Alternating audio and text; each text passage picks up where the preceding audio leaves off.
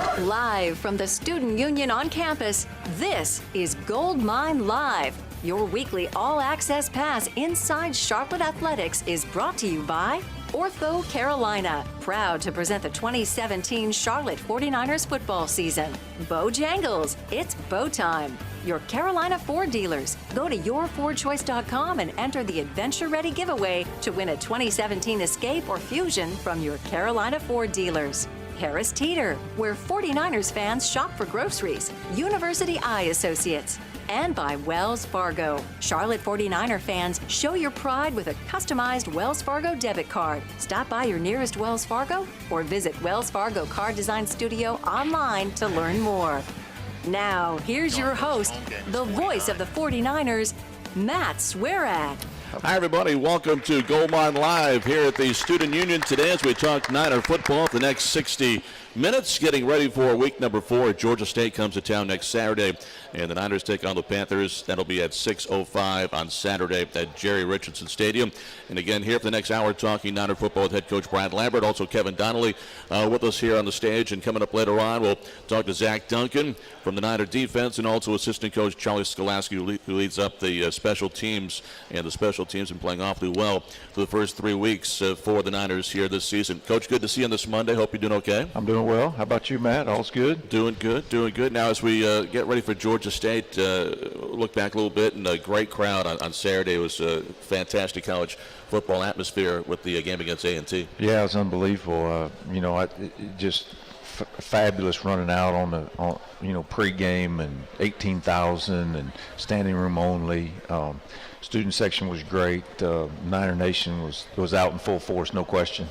We kind of saw that a couple of weeks ago at Kansas State, and you talked last week about wanting to have that kind of atmosphere, and it was there, and want to see it again this week, hopefully. Yeah, no question. We got to finish the game and give them a reason to keep cheering during the game. That's what we got to go out and do. We talked to the guys hard about that, and we got to go out and finish the game. Yeah, and I think that's one thing that you can definitely tell from the game. Started a little bit slow, but you guys, kept plugging away. And that second half, were able to put some drives together and get some points on the board. It was good to see that crowd. There were still a lot of those folks there supporting you guys on, and man, you came close. You came real close. Yeah, I really thought we were going to win the game, not even get it to overtime, because we had gassed them pretty good in the second half running the ball, so they were pretty tired. And one of the hardest things to do defensively up front is all of a sudden you've had to play a lot of snaps in the second half, and then it's a clock drive to win the game. So I thought we were going to, I only had one timeout, so that was a little bit of a problem, but I thought we were going to go down and score right there and just end the game because we had them on the ropes, especially up front defensively. You didn't see near the pass rush in the fourth quarter that you saw in the first quarter. Yeah, and it's one of those cases where if it's 5 more minutes in the game, I really thought you guys were going to take that thing because it was clear you guys were wanting. Yeah, I rolled the dice a little bit down there on 4th and 3. Could have kicked a field goal right there, got it to a 2-score game. I thought, we're down here. Let's go ahead and really grab the momentum and jam it in there. And if we don't get it, which we didn't, the field position was in our favor then. Running back was wide open. Hassan just had a guy in his face, didn't get rid of it soon enough. I think he walks in if he gets rid of it soon enough. But our defense, we didn't play very well in the first half. We gave up 300 yards, and in the second half we only gave up 90. So we really flipped the halves from what it was from the first half to the second half, and then. As fate would have it, that probably one of the worst things could happen to us was we started so fast. We get the turnover off the kickoff, and then we score in 3 plays, and everybody's like, "Oh, this is going to be easy right here," And so there wasn't even a minute old, and it's 7-zip, and you can't relax against a good football team, which I told our team all along. I said it last Monday. They've got good players. I thought they had a really good football team. Quarterback's a good player. Offensive line played well. Running backs ran hard, and we saw how fast 88 was. Ran by our corner there in the first quarter. So you have to be ready each and every week. It doesn't matter who's lined up across you. Georgia State will be no different. Everybody has good players, and Georgia State's run into that a little bit. They played Tennessee State in their first game and got beat. And when you turn the film on, you're like, I don't know where Tennessee State got their quarterback, but nobody could tackle him. So a pretty good football team, and Georgia State's got good players. They'll come in here and be ready to go. So our guys we got to be on point when the game, once we kick it off and go. So that's a real critical piece for us. And Georgia State went on the road this week, and a buzzsaw up there at Penn State. And Penn State is a very, very good football team, as we saw a couple weeks ago down at Kansas State. Benny LeMay was fantastic on Saturday. Did you think that was his best game as a 49er? No question. He made a lot of guys miss. There was a lot of missed tackles in the second half. He was running well. We were blocking it. We made some adjustments at the halftime, decided, hey, look, let's run a couple different plays here and see how that goes. And all of a sudden, he got going, and then he was making people miss. He was hot, as I like to say, kind of like the guy you're getting ready to hear from, Zach Duncan. I didn't take him out of the game much because I felt like he was hot. So when a guy, as a coach, you kind of get a feel for a guy during a game. A guy gets hot, you're just like, hey, just leave him in there and let him go. He had a good look in his eye. I know Zach did, Benny did. He had to come out a couple of times during the second half, but he was right back in there and getting after it. So Benny was he was on fire. Robert Washington had a good day. Look at his average, 5.3 per carry. Talk about the two backs, how they're different. There's some similarities, but there are differences. Yeah, there is, but they're pretty similar. I felt like for the first time, Ben, and he said it after the game, he felt like his knee was back to full strength, since he hurt it early in camp. And so I started to see that in the game. And like I said, he was just really powerful, good feet. He had good vision of what we were trying to do with that running play. And then all of a sudden he started making some guys miss in the secondary. How about those two spin moves, that one carry? That was pretty impressive. Yeah. I mean, there was some runs in there you're like, whoa, keep feeding that guy the ball. Well, both those running backs are bruisers when they need to be, and it's impressive to see them very rarely lose yardage. Even when they're hitting the backfield, they're able to get at least back to the line of scrimmage. And, you guys ran the ball over 40 times. It's hard to say, hey, we need to keep running it because you ran it over 40 times, but it's hard to think with a guy like Benny averaging 7.4 a carry that night that he won't get some more reps and get to see him play a little bit more against Georgia State. Yeah, no question.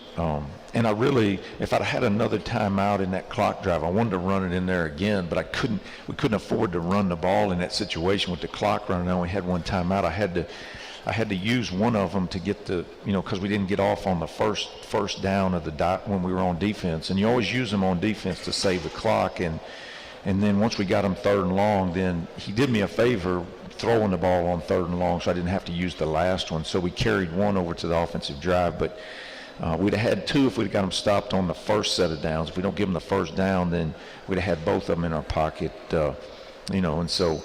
But that's just the way the game works out. And I wanted to run it one more time in there on that clock drive, but we couldn't. We just couldn't afford to lose the time. Well, just touching on that briefly, I know the turnover kind of ended the game right there, but the drive, the clock management, how quickly you're able to get down the field. I mean, things were really setting up nice that, like you mentioned earlier, you really felt like you were going to take it in for the touchdown and not settle for a tie. Yeah, that was the disappointing thing about the decision Hassan made, in that I felt like we were in field goal range already, and I didn't have the luxury of calling a timeout and going over all that with him. Hopefully you've schooled him up on that prior to the clock drive ever starting, and hey, look, it's okay, throw it away out of bounds, stay in the boundary, in the clock drive, and we're already here. We got a shot. It had been a 50-yarder, but we had a legitimate shot right there. So let's keep moving this thing down, get it close, see if we pop them on a play and score.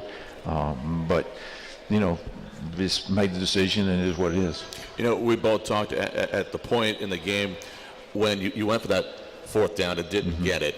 We saw Hassan come off. He was very frustrated. But at that point, it seemed like he was a different player. He kind of flipped the switch and became the Hassan we saw with those great games last season until that last play. Yeah, no question. I felt like once we got the running game going, it kind of took some off of him. And then we used him some as well. And then he scrambled some, got the big scramble on 4th down. That was huge. It was huge. And then I don't know if everybody knows exactly what happened on that play, but if you fumble on 4th down, you have to be the guy that recovers the fumble. If you're not, another teammate recovers it. It goes back to the spot of where you fumbled. So the line judge was over there. Scott and I were talking about it, and he's like, Coach, I had him pass the 1st down. They reviewed it, and sure enough, I thought he was passed when he fumbled. He's got to do a better job securing the ball when he's running down the field because he had 2 fumbles one of them went out of bounds, and he had that one on the 4th down. He's got to make sure he's taking care of the ball when he's running. He gets to carrying it out. He's got it tucked, but it's away from his body, so we got to make sure that he takes care of the ball when he's scrambling. So as we look at the week coming up at Georgia State next week, what are some of the things you want to work on this week in the week of practice? Well, we got to continue to eliminate. Like, we had too many mistakes. I had a couple of special teams errors that I was like, we don't need to get a 15-yarder out of bounds. The guys were working hard. They double-teamed the guy, and they had him all the way in the back of our bench. Once you go out of bounds, you got to let the guy go. You got to let him get up and come back in, and we just stayed after him. It wasn't a lack of effort. It's just you got to know where you are on the field. Well, that 15-yarder cost us, and then we had a block in the back that, cost us. All those little things, can add up on you when you're talking about the offense has to make one more first down and things like that. So that's the thing we need to continue. We've lowered our penalties. We keep decreasing that. So, and we need to continue to do that. We need to once again establish the run, and we need to, really get with our secondary this week about not giving up the big play. They busted us on the big play, and you have basically a one-play drive. So you got to eliminate those. And these guys will have good skill guys. They're in the state of Georgia. We recruit against them a lot. They got some guys from Charlotte on their team, so they'll have guys that can get deep on you as well. It'll be a rematch of the game. The Niners won their first ever FBS game at the Georgia Dome that doesn't exist anymore down there in Atlanta. They opened up their new stadium for the Falcons yesterday, the Mercedes-Benz Dome down in Atlanta. So we'll come back and talk more with Coach Lambert. Also, we got the Bow Time Challenge coming up with Kevin Donnelly. That's next. This is the Charlotte IMG Sports Network. Okay, it's time to belly up to the bar because it's the last call to save big on 2017 Ford F-Series. Cash in on the truck that hauls the most and has more efficiency at the pump with an EcoBoost engine and a high-strength military-grade aluminum alloy body. Time to get in on America's best-selling trucks 40 years running because you snooze, you lose, pal. Get $10,837 total savings on a 2017 F-150, plus first responders get an additional $1,000 at your Carolina Ford dealer. Sophie, his 13th birthday. Gift, we've got you. Guitar, coming tomorrow. Road game today, surprise party tomorrow. Change of plans. Game tomorrow. No, birthday tomorrow. Hotel. Guitar, reroute. Birthdays are on birthdays. Party, relocate. UPS My Choice makes rerouting packages easy. How we're helping companies solve for the needs of customers like Sophie. Now, welcome back to the Student Union Gold Mine Live as we talk Niner football. Coming up, Georgia State this coming Saturday at Jerry Richardson Stadium. And now it's time for the Bow Time Challenge. As Kevin Donnelly going to go back to Sweet Tea this week. He lost the challenge last week. And Brandon from Hickory is going to be his challenger today. You've got 30 seconds. Scott Hawker's got the clock. Scott, tell him when to go. The cups are up. Now they're off, 30 seconds. It wasn't even close last week, Coach. I know. Kevin got waxed last week. Soundly. He got beat soundly. I think he's fired up for today, though. He's taking a breath. Get him, Brandon. There you go. Oh! And there's some spilling on Kevin's side. Brandon, you the man. I think Brandon beat him. That's 2 in a row. That's 2 in a row. Nice job, Brandon.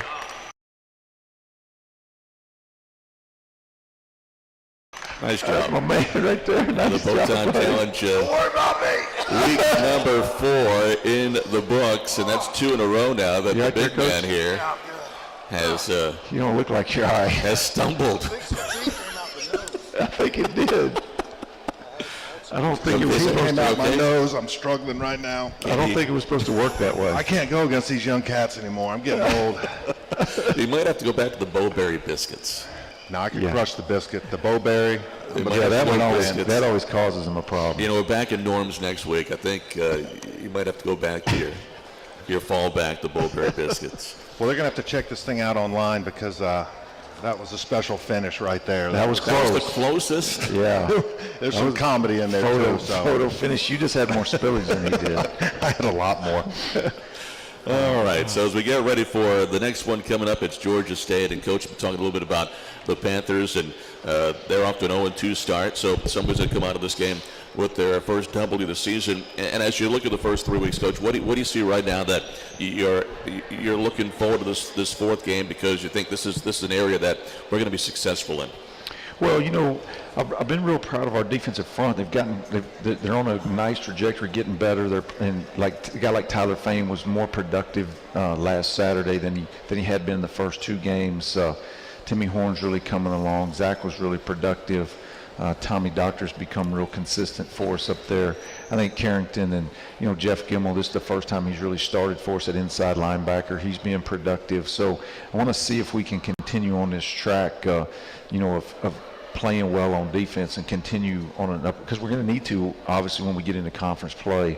This is a big game for us this week. It's just our next game, so these guys will present some problems offensively. They're pretty similar to us on offense. You zone read stuff, spread you out, try to create some run lanes in there, throw the ball off the run action, RPOs and things like that. So I'll be interested to see which quarterback we get. They got two different quarterbacks, but I'm really looking forward to seeing, if can we play well again and continue that track defensively up front, and then how do we do running the ball? Do we continue on that track? Because that was one of the things that I was a little frustrated with in the first two games. I didn't think we ran the ball as good as we should have, and we ran it a little bit better against A&T, and we'll see if we can against Georgia State. They've got some seniors in their lineup on defense. They're a little heavier senior-wise on defense than they are offense. So we'll see once we get in the game. Looking forward to seeing that. Coach, you mentioned about the defensive line and some productivity of some of the guys in the interior like Horn and Fain, but something that just for me, and you can answer this, but I feel like these guys are getting home to the quarterback a little bit better early on this season than perhaps last season, and we lost some really good players, but something about Zach on the outside, Tyreek Harris, those guys maybe not getting a sack, but I feel like there's more pressures, there's more, just a sense of urgency getting back there. Yeah, I think the guys have done a good job of getting the quarterback off his spot. That's been the real critical thing. And even at Kansas State, when we got them to 3rd and long, we tried to turn him into a passer, and we even rushed 3. And I think Zach's 2 sacks Saturday night were both off of a 3-man rush. They slide the line one way. You're only rushing 3, but they still were leaving him one-on-one on the backside, and he made him pay twice. He could have had a third one. We watched it together this morning. He could have had a third one. He missed it in the backfield. So you're right. We're hitting the quarterback. We hit him on the first play the other night. Jeff Gimmel was blitzing, hit him on the first play. So we're getting back there. We just got to continue on. And offenses are making it harder to sack them. I mean, they're getting the ball out. Timing-wise, it's a little more difficult. Eastern Michigan was really good at that. I thought they got the ball out on time a lot. They were really good at this. They weren't going to hold the ball. One of the things the first couple of years we talked about somewhat jokingly was, leading tacklers. A lot of times where our defensive backs, our linebackers have stepped up, recently played awfully well. Carrington King, and we talked about Juwan Foggy making that move this year. We called his name a lot the last couple of weeks. Yeah, he's really on an upward trajectory. He's never played defense, and so through 3 games, I'm really proud of where he is and the path he's taken. He's being extremely productive for us right now. Had a couple big plays for loss on the reverse. I mean, he's being a productive guy, and he's really starting to get a feel for playing linebacker, especially that outside to the field kind of guy, and the speed of the game, and instead of just being in practice, so been really proud of him. He got to wear 49 the other night, be a captain. I know that was a real big deal to him. His dad went to school at A&T, and so I know there was, and he's everything you want in a guy. He's a really good student. He's on time. He just handles his business.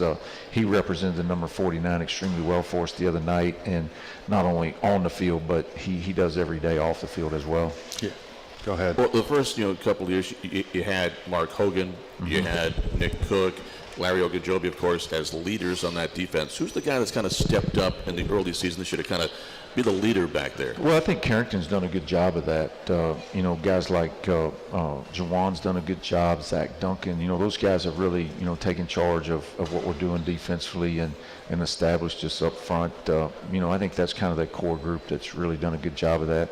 Tyler's done a good job of that as well. Fain, I mean, he's been an every down guy. He's working, and it was good to see him have a little production in the game on Saturday. So, as we continue to grow and get in the heat of the middle of our schedule here, it's going to be critical that those guys continue on playing extremely well. You know, on that defensive side, there seems to have been guys that you mentioned really step up leadership-wise, and that unit, you know, to me, I'm sure to a lot, was a concern with losing those two big defensive linemen up front, but you have to be pleased with the way this group has come together, and in spite of some tough circumstances, whether it's a tough team they're playing like a Kansas State or, you know, any of these first three games, how do you get that, what they've done, and try and maybe get that more towards the offensive side, that they can start to carry their weight a little bit? Because I know this defense, they're playing their hearts out, and they're waiting for that offense to kind of get things going. I think what you saw in the second half is what we need. You know, our offense went out.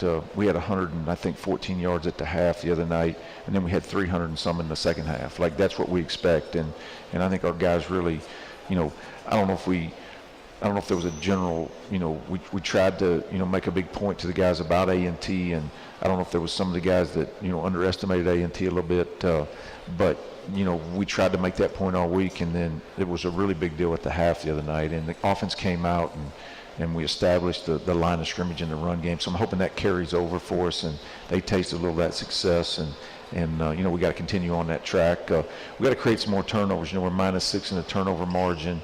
We got to create some more on defense. Make sure we're taking care of the ball offensively, making good decisions. We got the sack fumble the other night. We didn't get the ball, which was a huge play in the game. We had three guys around it, and they kind of hit each other, and the ball went out of bounds. So that was a huge play in the game, because we would have given the ball to the offense right there on the +30. So we got to continue on that, try to create those turnovers. We got one in the special teams, but we're down. You're -6 right now, and that's not good through 3 games. We'll take a break on the show right now. Come back up the student athlete spotlight coming up. Then we're going to talk with Niners defensive player Zach Duncan, having a big game this last week against North Carolina A&T. Zach's going to step up and join us coming up next, the Charlotte IMG Sports Network. Okay, it's time to belly up to the bar, because it's the last call to save big on 2017 Ford F-Series. Cash in on the truck that hauls the most and has more efficiency at the pump with an EcoBoost engine and a high-strength military-grade aluminum alloy body. Time to get in on America's best-selling trucks 40 years running, because you snooze, you lose, pal. Get $10,837 total savings on a 2017 F-150, plus first responders get an additional $1,000 at your Carolina Ford dealer. Sophie, his 13th birthday. Gift? We've got you. Guitar? Coming tomorrow. Road game today? Surprise party tomorrow. Change of plans. Game tomorrow. No, birthday tomorrow. Hotel, hotel. Guitar? Reroute. Birthdays are on birthdays. Party? Relocate. UPS My Choice makes rerouting packages easy. How we're helping companies solve for the needs of customers like Sophie. The Student Athlete of the Week, sponsored by Ortho Carolina, the official team physician of your Charlotte 49ers. This week's Ortho Carolina Student Athlete of the Week is Martha Thomas. Thomas is a senior forward on the women's soccer team from Weston, Florida. Thomas is the reigning Conference USA Player of the Year, and for the past 2 seasons has served as a captain for the defending conference champion 49ers. This season, she is poised to break the program records for both goals and points. Last year, Thomas posted a 4.0 GPA and was named to the Scholar All-America second team. She is also a women's soccer team leader at the Charlotte Leadership Academy. Martha Thomas, the Ortho Carolina Student Athlete of the Week. This has been the Ortho Carolina Student Athlete of the Week, brought to you by Ortho Carolina, the official team physician of your Charlotte 49ers. Well, welcome back to Goldmine Live here at the Student Union. We're joined now by defensive end Zach Duncan, joining us here on the stage as we talk Niner football. And coming off week 3, we go into week 4 with Georgia State coming up. And this past week, though, was a family weekend, and Zach has a brother, Garrison, that also plays on the team. So, first of all, thanks for joining us on this Monday. Hope you are doing well today. Oh, thanks for having me. How is it getting to play college football with your brother? That's going to be a lot of fun. It's a lot of fun. A lot of people don't get the opportunity to, of course, play with a sibling, brother, anything. Growing up, I mean, he's always been kind of like my backboard or my support almost. It's just one of a kind, honestly. kind of unique, too. On this team, there's quite a few combinations of brothers, and, of course, Coach Mullen has a son on the team as well, so that's kind of unique. Yeah, it's pretty cool. Then you got the LeMays and the Irvins, the Gimmels now, and then Nate being Coach Mullen's son, that is first. Any friendly competition between the brother groups? We tried not to say anything because we're all split up for the most part. The big thing is Jeff going against his brother in coverage soon, if that is going to happen. So how about for yourself? It's been a good season for you playing defensive end, and each week you're getting better and better. Had a great week against A&T. What's it been like so far this year? Coach just challenged me to step up a little bit and lead the guys by performance rather than vocals or anything like that. I think we had a really good off season.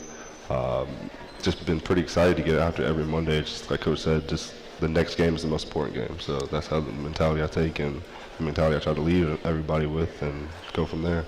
You know, you've been great against the run. You've been solid, and you, I think, continually to work out there, give 100%. But a big improvement I've seen is your ability to get around that quarterback a lot. And, you know, what do you attribute that to? Is anything in practice you've been working on? Is it just getting bigger and stronger as a player, or a combination? Just trying to get bigger and stronger and be relentless, honestly.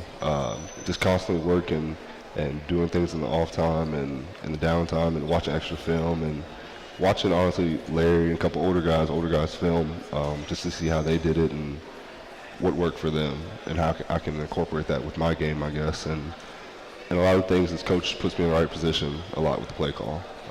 That's probably the biggest thing possible. Now, when you're out there rushing, I know those quarterbacks throw the ball too soon. I mean, they're on timing routes. They're getting rid of it fast.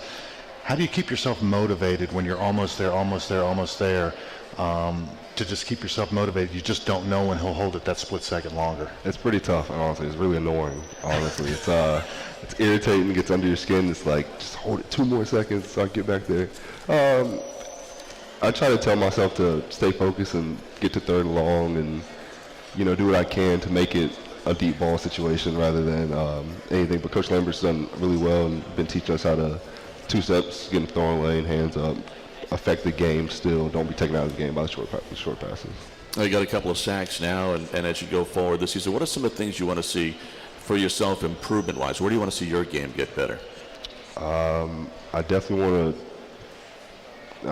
to get over double-digit sacks. I definitely want to help my guys get the sack numbers up. Of course, we've been low as a unit, and I know I can do my part to help with that by winning one-on-one situations, drawing double teams, and affecting people's game plans, I guess, and winning when I have the opportunity to win.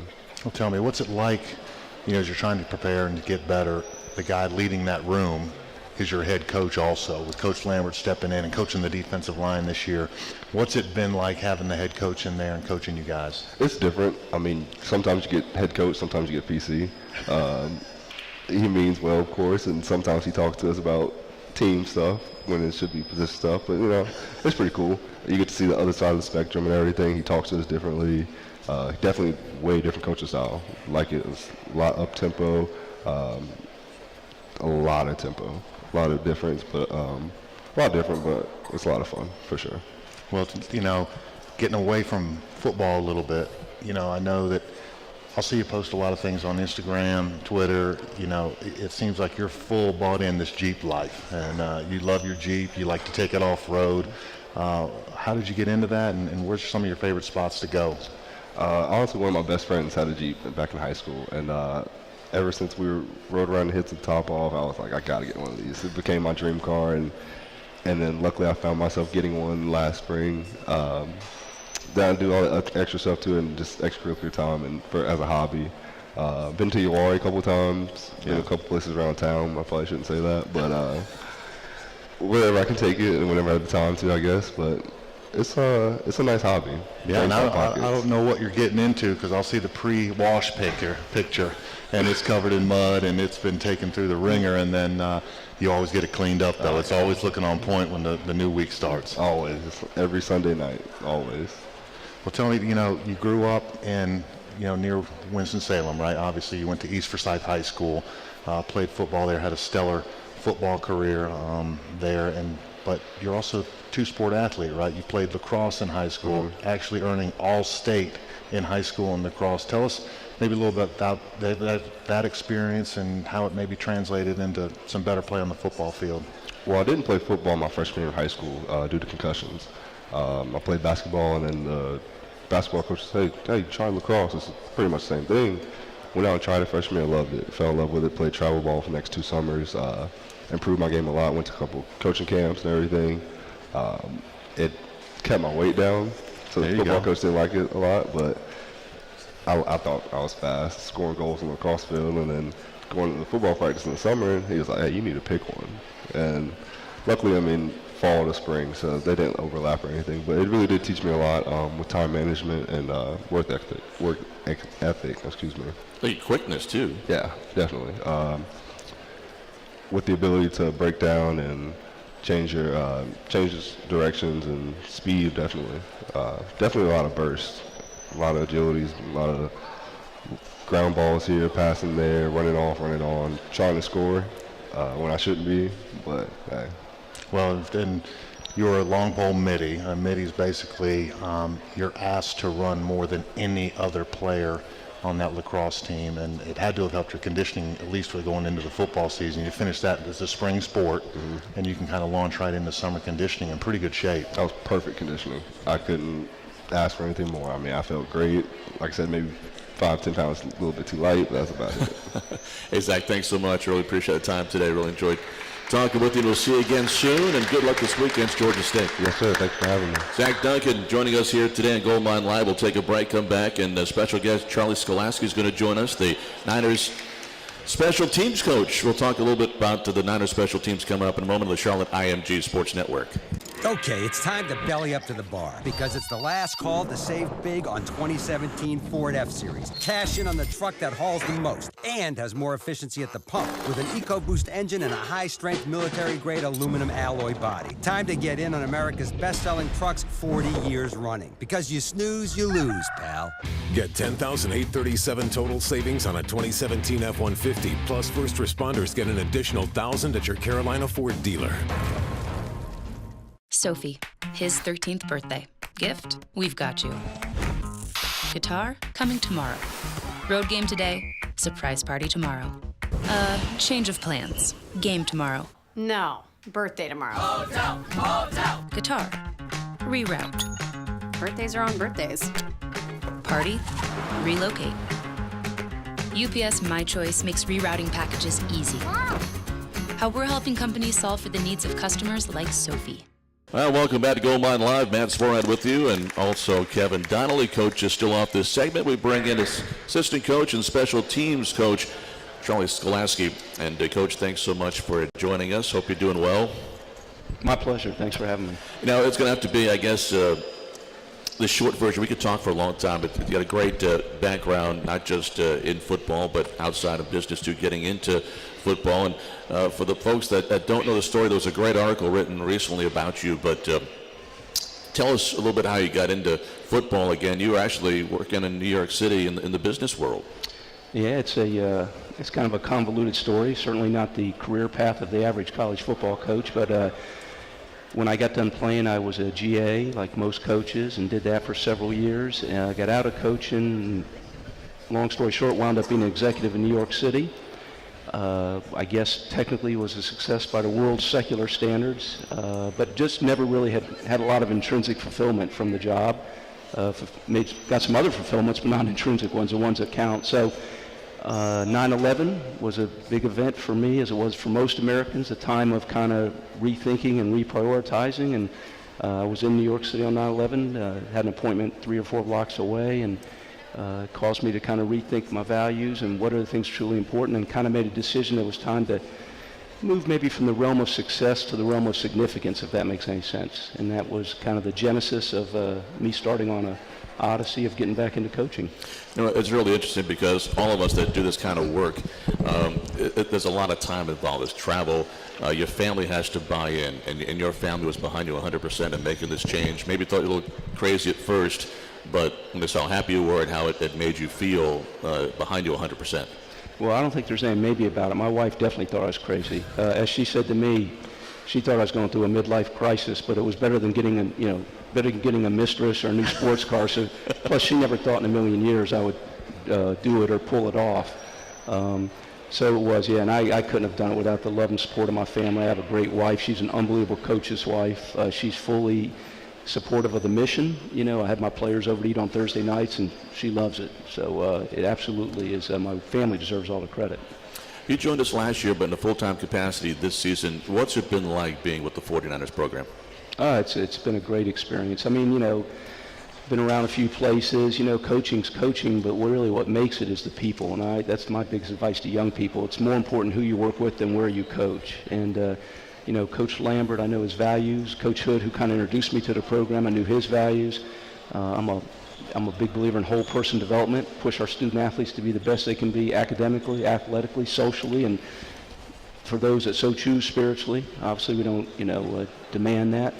But and I know Coach Lambert feels the same way about all that stuff, so it's enjoyable.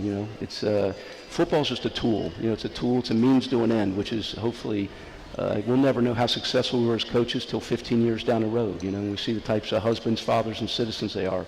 So that's what energizes me. I love the game. I love the X and O. I love running out the tunnel Saturday night. I still feel like a player.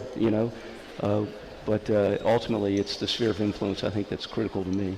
Well, you've talked a little bit about the people that you work with, and it is a great work environment, but tell us about the group that you teach, this group of specialists that can be so valuable in a game, like the Arthur Harts and Macaulay and Corbett, all those guys, the Wellenhofer, the long snapper, McDonough. You got a wide range of guys in that group, and it has to be a lot of fun, a lot of challenges, but tell us a little bit about that group.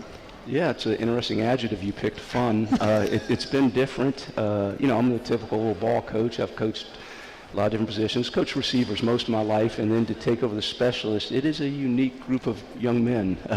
Specialists are special, but so much of it with those guys, especially the kickers and the punters, they're like golfers, really.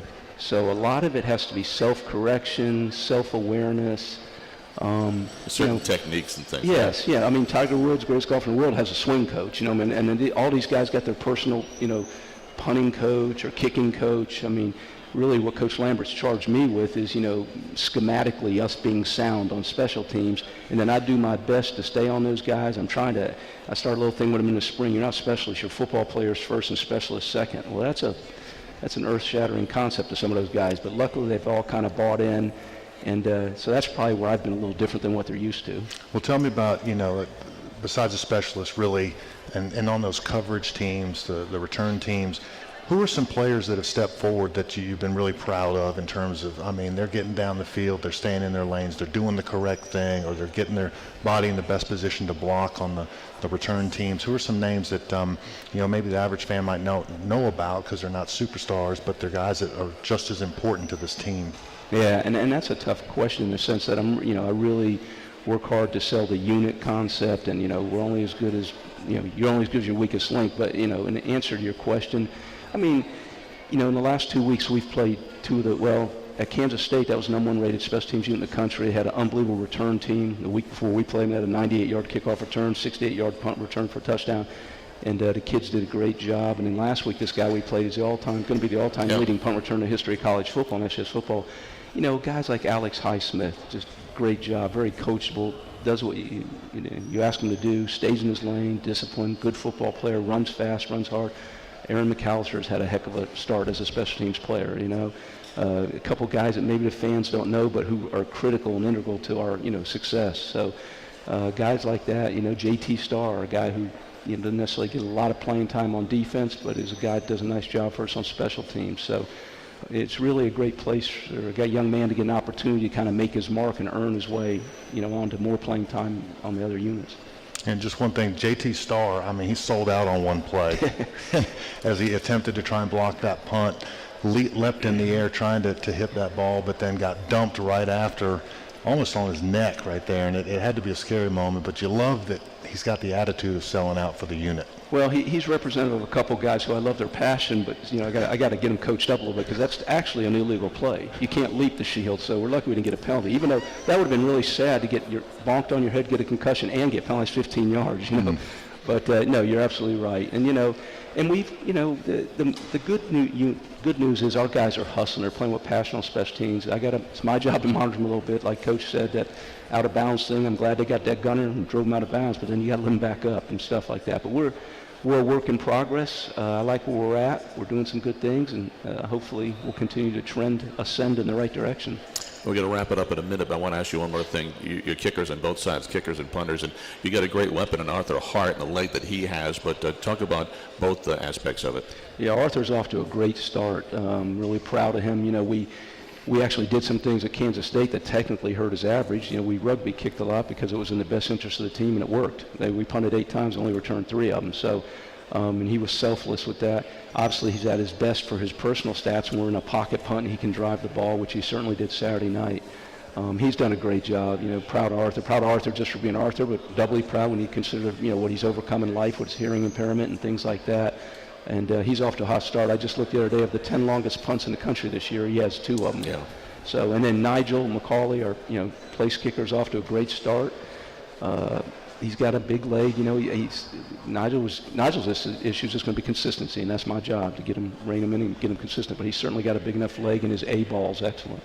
Coach, thanks so much. Really glad you're with the program these days, and good luck this week. Yeah, thank you. My privilege. Charlie Skalaski's been our guest special teams coach for the 49ers. We'll take a break, bring Coach Lambert back, and talk more about what's coming up this week with Georgia State in town. This is the Charlotte IMG Sports Network.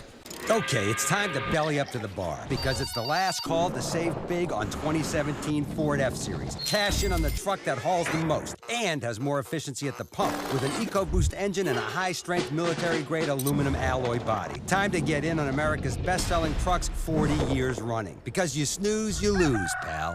Get $10,837 total savings on a 2017 F-150, plus first responders get an additional $1,000 at your Carolina Ford dealer. Sophie, his 13th birthday. Gift, we've got you. Guitar, coming tomorrow. Road game today, surprise party tomorrow. Change of plans. Game tomorrow. No, birthday tomorrow. Hotel, hotel. Guitar, reroute. Birthdays are on birthdays. Party, relocate. UPS My Choice makes rerouting packages easy. How we're helping companies solve for the needs of customers like Sophie. Hi, everybody. Welcome back to Gold Mine Live here in the Student Union this week with Kevin Donnelly and Coach Lambert. I'm Matt Sporat, and just had Charlie Skalaski join us, special teams coach, and doing a nice job with the special teams guys, Coach. As look at Arthur Hart. We just talked about Arthur with Coach Skalaski, what he's been doing, but he's been a big reason why the Niners have had some opportunities in these games. Yeah, no question, especially out at Kansas State. That was probably the best special teams unit we played since we've been here, and I thought Charlie had a really good plan going into the game, and the kids did a nice job of executing the plan, whether that's punting the ball, kicking the ball off, to keep it away from some return guys. And the guy we just played Saturday at A&T, has a chance to be the national leader in punt return yardage. So I think Charlie's doing a really good job schematically putting those things together and giving us an opportunity to be successful, as I feel like we've won the special teams every week we've played, and we're going to have to continue that track. We'd like to get a big play in there somewhere with a return. We've had a few off the kickoff return where we give the ball to the offense on the plus side. We'd like to get one on our punt return. And we had a penalty the other day. We had a pretty big return and had a penalty over there on the sideline. The guys got to realize that they can't. They got to let the guy go once they go out of bounds. But Charlie's done a real good job. Just amazing, story, his past and really how he got here, through Coach Hood. I knew him through Coach Hood, and he came here as an intern, and the next thing had that opportunity to bring him on, and it's kind of the direction we were moving, in our rule changes on January 9th, where we add a 10th assistant coach. We have 9 now. He's one of the 9, and he was going to be our 10th, and then we went through the change in the summer. I just put him on, and then we'll hire another guy in January, once January 8th hits. So that rule changes, and we go to 10 assistants at that point. So I'm just glad Charlie's a part of our program. He's a fine man, very intelligent, helps me a lot, throughout the week. And then on game day, he and I talk, communicate a lot about situations and what we want to do here and there. So that's been good for me. I got a chance on the pregame show on Saturday to talk to Arthur Hart, and you coached special teams for a while too, and Arthur was just getting going here, and he mentioned to me, I asked him about that rugby-style kick, and he said that, he's a good athlete, that you talked to him about developing that and how that's been a big part of his game now. Yeah, no question. He's a very athletic guy. I mean, we're letting him do all of our holding now, and we let him get on the move because he's a big athletic guy, and he's a talented kid, and he's a guy that when the NFL guys come through, I had the guy the other day from the Jets was, talked about him a long time. If he can become consistent, stay consistent as he has through 3 games, he's got a big leg. You see that on Saturdays, and I think the one thing they're looking for is, can he stay consistent? And he's got an opportunity, but he's a big athletic guy. Yeah, no doubt. I mean, I'm waiting for him to take off. And I'm not giving anything away to future opponents, but I'm impressed because I've seen him in off-season workouts. I've seen what he's done when he's conditioning and the way he runs, and he's every bit an athlete as anyone else on the team. There's no question, and he's a big guy too. He's 230 pounds. I mean, it's not like he's a little guy. I mean, he's a big athletic guy, and so you're right. It'd be we tried it at Louisville last year. He just left a little early, and that's what happens to a guy in a game. That's one thing you always have to account for in your fakes is they get a little amped up in the game and everything goes a little bit quicker than normal, so, and that's what happened at Louisville. We had the fake, and he just kind of got in a hurry on it, which is kind of the game piece of it. Well, he'd love to run, but he also played quarterback in high school. You got that option. Maybe he can throw the ball. Yeah, he can throw it. He zips it around pretty good, so we'll see as we move forward. Now we got Georgia State coming up on Saturday. Game time is 6:05 at Jerry Richardson Stadium. We'll come back. Got a few more minutes left to show after this break, our last one of the show, and come back and wrap it up on the Charlotte IMG Sports Network. Okay, it's time to belly up to the bar because it's the last call to save big on 2017 Ford F-Series. Cash in on the truck that hauls the most and has more efficiency at the pump with an EcoBoost engine and a high-strength military-grade aluminum alloy body. Time to get in on America's best-selling trucks 40 years running because you snooze, you lose, pal. Get $10,837 total savings on a 2017 F-150, plus first responders get an additional $1,000 at your Carolina Ford dealer. Sophie, his 13th birthday. Gift? We've got you. Guitar? Coming tomorrow. Road game today? Surprise party tomorrow. Change of plans. Game tomorrow. No, birthday tomorrow. Hotel, hotel. Guitar? Reroute. Birthdays are on birthdays. Party? Relocate. UPS My Choice makes rerouting packages easy. How we're helping companies solve for the needs of customers like Sophie. Welcome back to Gold Mine Live. Last segment before we wrap up this week's show. And again, coming up on Saturday, it's going to be the second of 2 in a row home games for the 49ers. Georgia State coming in, 6:05 game time. Get your tickets by going to charlotte49ers.com. It was a great atmosphere last week, hoping for the same. Beautiful weather last weekend. I think we should be in for the same type of situation for this coming weekend as well.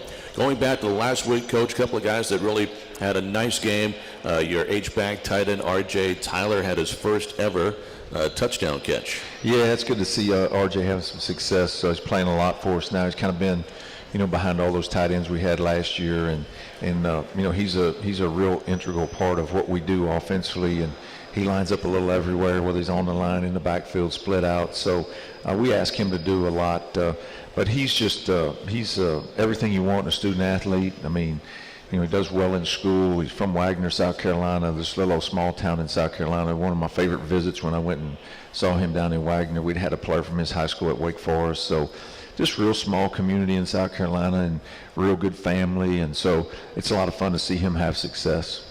Well, and he was your captain this week, one of the guys, so it was great to see you honor him with that. Yeah, no question. I always make him talk to the freshmen incoming because he and I have a really funny story with homesickness and when you first get here, because he was leaving when he got here, and he just gotten here and then he was leaving, and he was so homesick. And I tell the freshmen every year that you're normal when you're homesick, and RJ was the classic example of it because he was out of here for 2 days, and his mom called me and said, "Coach, don't worry, I'm not, he's calling me every 30 minutes to come get him, but it's my fault, and I promise you I'm not going to come get him." So she left him here, and he's, one of our, our best guys on our team. So it's a lot of fun to watch him have some success. Well, one guy you didn't have to worry about being homesick, Warpay Kofa. Yeah. And Independence High School guy, and he had 6 catches, first ever 100-yard day as a 49er. And he made some big catches. He did. He's a big athletic guy, and he's a testament to hard work. He's a very hard-working guy, and once again is one of those guys. He's just a really, really good student athlete. I mean, he kind of handles his business in all aspects of his life, and so we're fortunate that he's here. And Trent started cramping up in the first half. Got a little hot, and so Warpay, his reps. He's always been involved, but his reps got up, and made some big catches for us in that second half, and so we're really proud of him and the work he's put in, and hopefully he needs to continue on that track for us to be successul. A guy that can play on the outside but also go on the inside too. He does. He plays in both spots. He's a very intelligent guy. He knows our offense inside and out. He could probably go play running back if he had to. I mean, he works extremely hard at his craft, and it's just it's a lot of fun to watch those guys have success. One thing that I really like about Kofa is the fact that he produces on the field, but he produces in the recruiting game. He's a guy we lean on when we're getting recruits in here in the off season, and he just seems to get along no matter where they're from, their family situation, things like that. He really does just shine in those moments, and has gotten a lot of guys to commit to here, and it's good to see him have that kind of ability off the field too. Yeah, he's really got a unique ability to relate to all people. I mean, he's he can talk to anybody, and he's got a good smile, and so he's very intelligent, and he's just, like I said, he represents our university in all aspects in a first-class manner. So it's always fun to watch those guys have success. Well, that's our cue right there to wrap up the show. We got Georgia State coming up this week. Coach, best of luck. Hope it's a good one for you. All right. We appreciate you guys. Thank you. Head Coach Brad Lambert. I want to thank all our guests here today. Zach Duncan, also special team coach Charlie Skalaski. So for Kevin Donnelly, I'm Matt Swaride, Desmond Johnson back in the studio. We will see you with the pregame show, the 2-hour pregame starting at 4. In the booth pregame starting at 5 o'clock. We'll kick it off at 6:05 on Saturday against Georgia State. Until then, so long, everybody.